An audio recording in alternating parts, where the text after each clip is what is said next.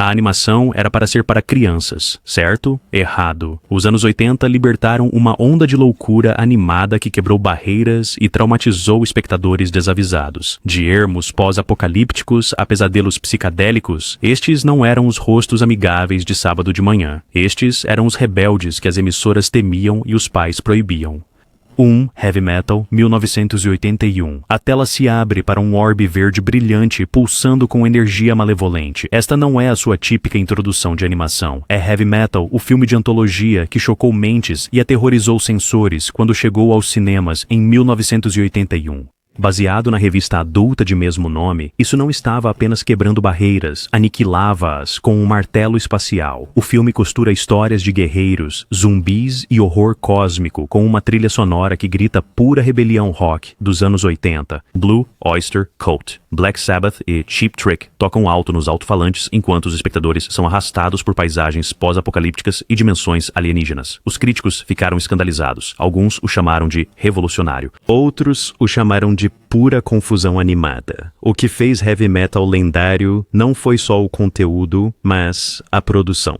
Mais de 12 equipes de animação trabalharam de forma independente, criando uma montanha-russa visual que oscila entre estilos e tons. O infame segmento de Tarna, com uma guerreira silenciosa em busca de vingança, tornou-se um ícone cult instantâneo, inspirando de capas de álbuns a fantasias de Halloween. As emissoras de TV não tocariam nisso nem com uma vara de 10 metros. Quando a HBO finalmente o exibiu anos depois, o enterraram em horários noturnos, com avisos que fariam um marinheiro corar. Cópias de VHS viraram contrabando, passadas entre amigos como um tesouro proibido.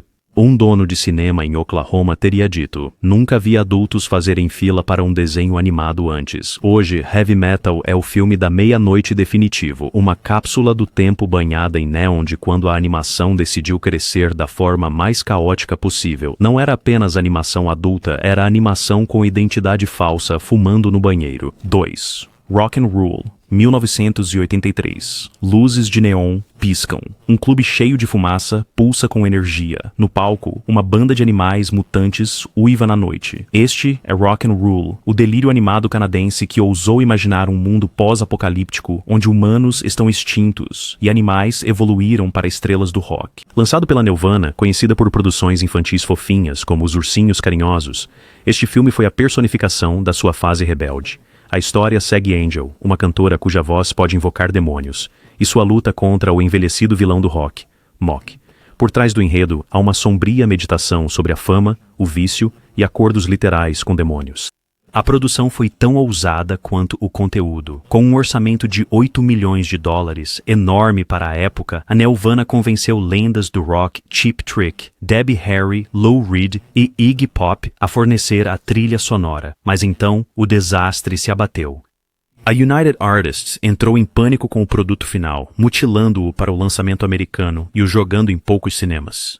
O diretor Clive Smith recordou: os executivos do estúdio pareciam ter visto um fantasma quando lhes mostramos o corte final. O que condenou Rock and Roll logo de início tornou-se sua salvação anos depois. O estilo de animação, fluido, psicodélico e inegavelmente maduro, conquistou fãs em exibições noturnas na TV. A versão canadense sem censura tornou-se um tesouro pirata. A crítica que o review elogiou sua ambiciosa construção de mundo e feitos técnicos, chamando-a de a maior ópera rock que ninguém viu. Para os fãs de animação, Rock and Roll representa o caminho não percorrido, o que teria acontecido se a animação adulta tivesse florescido na América do Norte em vez de ser empurrada para a clandestinidade. Não é apenas um filme cult, é um argumento vibrante e gritante para o potencial inexplorado da animação.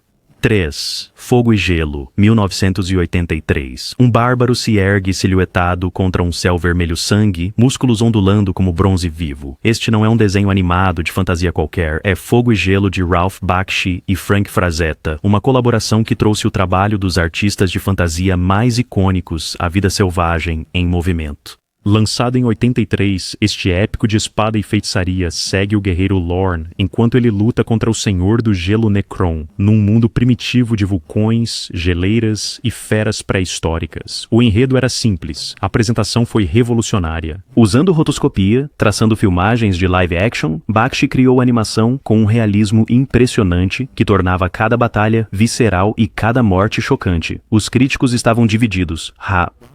Era uma combinação de espadas, feitiçaria e bobagens, enquanto outros elogiavam sua inovação técnica. Mas pais que levaram crianças esperando outro Hobbit ficaram horrorizados. Um dono de cinema no Texas relatou: mães arrastavam seus filhos chorando para fora em minutos. Eles pensaram que era tipo He-Man. Definitivamente não era. Nos bastidores, a produção foi exaustiva.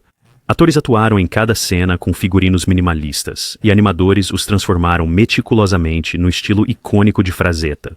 Mais de 600 cenários pintados foram criados para dar vida aos ambientes exuberantes e ameaçadores do filme. Apesar do fracasso de bilheteria, Fire and Ice conquistou um público fiel através dos aluguéis de VHS. Jovens espectadores que o descobriram sentiram ter achado uma versão secreta e mais intensa de animação. As redes não o exibiam, muito violento, muito cru, muito abertamente adulto em sua visão de mundo. Hoje, Fogo e Gelo continua sendo a animação bárbara definitiva, uma lembrança de quando a fantasia não era suavizada. É um lembrete de que, às vezes, as histórias mais poderosas vêm com sangue em suas espadas e escuridão em seus corações. 4. Quando o Vento Sopra, 1986.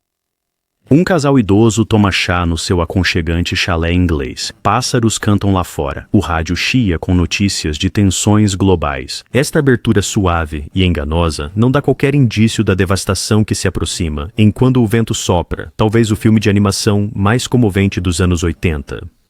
Baseado na graphic novel de Raymond Briggs, esta produção britânica acompanha Jim e Hilda Bloggs, um doce casal de aposentados que tenta seguir os panfletos do governo enquanto a guerra nuclear irrompe. O que começa com peculiares mal-entendidos das instruções oficiais se torna um retrato implacável de radiação, envenenamento e morte lenta. O estilo de animação é deliberadamente desarmante. Aquarelas suaves e design de personagem gentil, o que torna o horror ainda mais chocante. O diretor Jimmy Murakami recordou: queríamos que os espectadores sentissem que estavam vendo seus próprios avós morrerem. A trilha sonora com Roger Waters e David Bowie acrescenta outra camada de melancolia à tragédia que se desenrola. Críticos elogiaram sua coragem, mas questionaram o público. O Guardian chamou-o de uma obra-prima que nenhuma criança deveria ver, enquanto outros o rotularam de propaganda antinuclear.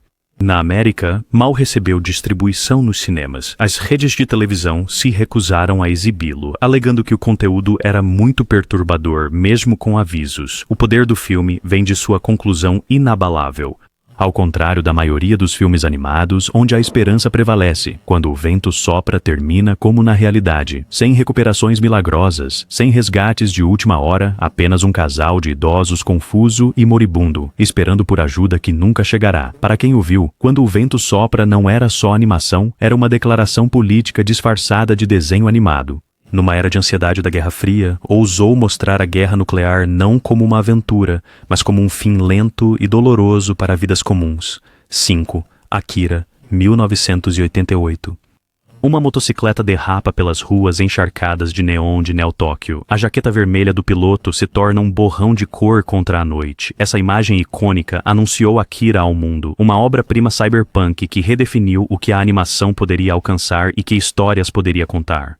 Lançado em 1988, o épico de Katsuhiro Otomo segue o motociclista Kaneda, cujo amigo Tetsuo desenvolve poderes psíquicos devastadores após um acidente misterioso. O que se desenrola é uma história de experimentos governamentais, revolução urbana e horror corporal tão intenso que chocou até o público japonês, acostumado a animações maduras. Os números de produção sozinhos são assombrosos. Mais de 860 mil células de animação, 2.212 planos e um orçamento recorde de 1,1 bilhão de ienes. O diretor Otomo insistiu em detalhes inéditos. A sua equipa animou os lábios para cada fala, reflexos na água e postes de rua que realmente iluminavam personagens que passavam por baixo. Os distribuidores ocidentais não sabiam o que fazer com isso. As primeiras exibições americanas geraram saídas, pois pais levavam filhos esperando desenhos comuns. Um cinema em São Francisco pôs avisos: atenção, não para crianças, não é Pokémon. As redes de TV tradicionais recusaram-se a exibi-lo, relegando-o a horários noturnos em canais de nicho anos depois. Críticos, por fim, reconheceram sua genialidade. Roger Ebert chamou de uma conquista notável, enquanto outros elogiaram sua mistura perfeita de filosofia, ação e visuais deslumbrantes. Sua influência se espalhou por todas as mídias, The Matrix, e inúmeros videogames devem muito à visão de Akira. Hoje, ele se apresenta como a porta de entrada definitiva para a animação adulta, um filme que mostrou a inúmeros espectadores que desenhos animados podiam abordar temas complexos com maturidade e brilho visual. Para muitas audiências ocidentais, não foi apenas sua primeira animação adulta, foi o momento em que perceberam que a animação não tinha limites inerentes. 6. American Pop, 1981. Um jovem imigrante toca piano num bar decadente de Nova York, enquanto lá fora a história avança. Este é American Pop, a ambiciosa tentativa de Ralph Bakshi de contar a história da América através de 4 gerações de músicos e talvez a sua conquista visual mais impressionante. Com sua técnica de rotoscopia característica, Bakshi criou uma tapeçaria americana viva, abrangendo do início do século XX as cenas punk e new wave do final dos anos 70. Seguimos uma família através do vaudeville, clubes de jazz, contracultura dos anos 60 e, finalmente, a cena rock empoeirada de cocaína dos anos 70. O que tornou American Pop quente demais para a TV não foi só seu conteúdo, embora houvesse muito a que os censores se opusessem, mas sua representação crua do lado sombrio da América. Bakshi mostrou a dura realidade por trás da música: vício, crime, trauma de guerra e exploração.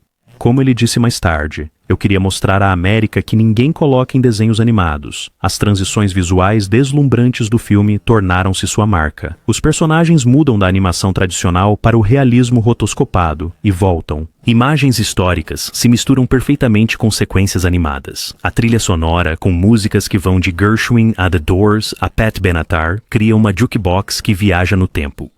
Os críticos estavam divididos, mas fascinados. O New York Times chamou-o de um épico animado que não é para crianças, enquanto outros elogiavam sua ambição, mas questionavam sua execução. As emissoras não considerariam transmiti-lo até anos depois, e mesmo assim, apenas em formato fortemente editado. O legado do filme é seu retrato do sonho americano como algo belo, mas prejudicial. Cada geração busca a grandeza, mas fica aquém, marcada pelos seus tempos. Ao contrário da América sanitizada da Disney, a visão de Bakshi mostra as mazelas sob a bandeira estrelada. Não é só animação adulta, é animação que cresceu nas ruas. Seven, The Plague Dogs, 1982. 2 cães emaciados escapam de um laboratório de pesquisa. Eles estão confusos, traumatizados e desesperados por liberdade. Assim começa The Plague Dogs, um filme tão implacável em sua representação do sofrimento animal que permanece chocante mesmo hoje. Criada pela mesma equipe de Watership Down, esta adaptação do romance de Richard Adams acompanha Roaf e Snider enquanto fogem pelo campo britânico, caçados como potenciais transmissores de uma praga. O diretor Martin Rosen não suavizou as arestas brutais do livro. Vemos experimentos, fome e o dano psicológico infligido aos cães. O estilo de animação é assustadoramente realista, cada costela visível nos cães famintos, cada paisagem retratada com uma beleza sombria. As atuações de voz, particularmente de John Hurt, como Snider, transmitem uma emoção tão crua que os espectadores esquecem que estão assistindo a uma animação. Uma cena particularmente angustiante de um experimento de afogamento em laboratório foi tão perturbadora que até o público adulto de teste implorou por cortes. No lançamento, a controvérsia explodiu. A BBFC britânica exigiu cortes antes de dar-lhe um certificado. Os distribuidores americanos da Avco Embassy Pictures, em pânico, cortaram 21 minutos e ainda penaram para achar cinemas que o exibissem. A televisão estava fora de questão. Como um executivo da emissora teria dito, preferiríamos exibir um filme snuff. Críticos que se aventuraram a ver o filme reconheceram sua arte enquanto questionavam seu propósito. O Washington Post o chamou de brilhante, mas quase insuportável, enquanto outros o acusaram de ser manipulação emocional disfarçada de animação. Os Cães da Peste é desde então reconhecido como um marco na animação adulta, não por conteúdo gratuito, mas por recusar-se a dourar verdades difíceis. Para fãs de animação, ele representa o meio em seu ponto mais poderoso e menos comprometedor. Não é um filme que se aprecie, é um filme que te muda. 8. Vampire Hunter D, 1985. Sangue jorra em ruínas sob a luz da lua. Um caçador pálido de chapéu largo elimina monstros com precisão sobrenatural. Este é Vampire Hunter D, o anime japonês que trouxe o horror gótico à animação com um estilo tão marcante que conquistou um culto de seguidores em todos os continentes. Ambientado num futuro distante onde vampiros dominam e a tecnologia regrediu a níveis medievais, o filme segue o meio vampiro D enquanto ele batalha Fugir para Salvar uma Jovem, baseado nos romances de Hideyuki Kikuchi e dirigido por Toyo Ashida, misturou tradições de horror ocidental com técnicas de animação japonesa para criar algo totalmente novo. O nível de conteúdo gráfico era sem precedentes. Decapitações, empalamentos e horror corporal ultrapassaram limites muito além do que a animação ocidental permitia. Uma cena de transformação infame, onde uma mulher se transforma lentamente numa criatura demoníaca, terá causado desmaios em vários espectadores nas primeiras exibições japonesas. Distribuidores ocidentais enfrentaram um dilema. O estilo de animação atraía espectadores mais jovens, mas o conteúdo era estritamente adulto. Quando finalmente chegou à América através da Streamline Pictures, foi fortemente editado para o lançamento em VHS. Um distribuidor teria dito: tivemos que escolher entre torná-lo visível para crianças ou mantê-lo intacto. Não podíamos fazer os dois. Críticos que descobriram a versão sem cortes elogiaram sua construção de mundo atmosférica e estilo visual único. A revista japonesa Animage chamou-o de animação de terror levada ao seu extremo lógico, enquanto críticos ocidentais notaram sua influência em tudo, de Castlevania a Hellboy. Vampire Hunter D ajudou a estabelecer o mercado de animação original em vídeo no Japão, animação premium lançada diretamente para vídeo em vez de transmitida. Para fãs ocidentais, foi a porta de entrada para o anime adulto, passado entre amigos como contrabando. Não era só um desenho com vampiros, era a prova de que a animação podia ser legitimamente aterrorizante. Nine Star Chaser, A Lenda de Orin, 1985.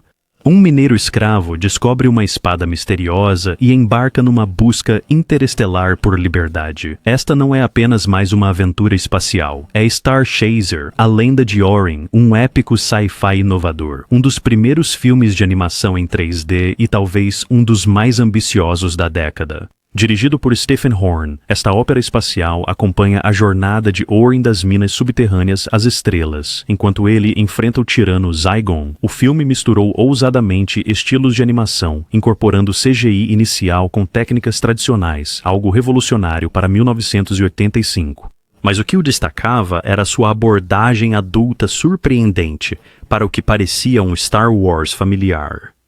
As redes e os pais ficaram chocados com o conteúdo do filme. Mortes gráficas a laser, cenas de tortura, humor sugestivo e violência surpreendentemente intensa, o que não era o habitual para as manhãs de sábado. Uma cena em particular, mostrando os robôs guardas do vilão sendo esmagados de forma explícita, era rotineiramente cortada das transmissões de TV. Como o historiador de animação Jerry Beck observou, Star Chaser queria ser tanto um filme infantil quanto uma épica ficção científica adulta. Acabou por alienar ambos os públicos. A produção em si foi inovadora. A Atlantic Releasing Corporation investiu $5 milhões, tornando-o um dos filmes de animação independentes mais caros da sua época. A aposta não valeu a pena inicialmente. O filme teve dificuldades nas bilheterias, apesar de sua inovadora apresentação 3D. Os críticos estavam divididos, com Roger Ebert o descrevendo como visualmente impressionante, mas narrativamente derivado. Para os fãs de animação que o descobriram em VHS, no entanto, Star Chaser se tornou um clássico cult adorado, um vislumbre do que a ficção científica animada, madura, poderia ser. Sua ambição e disposição para ultrapassar limites o diferenciavam de contemporâneos mais polidos. Não era só um desenho espacial, era uma tentativa ousada de elevar a animação além do público infantil. 10. Robotech, 1985. Robôs gigantes transformáveis batalham pelo céu, enquanto abaixo, pilotos navegam relacionamentos complexos e dilemas morais. Isso não era apenas mais um comercial de brinquedos disfarçado de desenho animado. Esta era Robotech, a série que apresentou inúmeros espectadores americanos a uma visão mais madura de narrativa animada. Criado pela reedição e combinação de 3 séries de anime japonesas distintas, Robotech acompanhou a luta da humanidade contra invasores alienígenas ao longo de 3 gerações. O que o diferenciava de contemporâneos como Transformers não eram apenas suas batalhas de mechas gigantes, mas sua vontade de mostrar as consequências da guerra. Personagens morriam de vez, relações evoluíam de forma realista e a vitória sempre vinha com sacrifício. O produtor Carl Macek realizou uma alquimia na animação, transformando as séries separadas numa saga coerente. Seu golpe de mestre foi preservar os temas complexos em vez de diluí-los. Ele recordou mais tarde. As emissoras insistiam, simplifiquem para as crianças. Eu perguntava, por que não confiar que eles podem entender mais? A série andava na corda bamba com os censores. Embora referências diretas à morte fossem alteradas para perdidos em batalha, o impacto emocional permanecia intacto. Tramas envolvendo adolescentes levantaram sobrancelhas, mas sobreviveram em grande parte sem cortes. No entanto, um enredo planejado, envolvendo a gravidez de uma personagem principal, foi fortemente editado para a transmissão americana.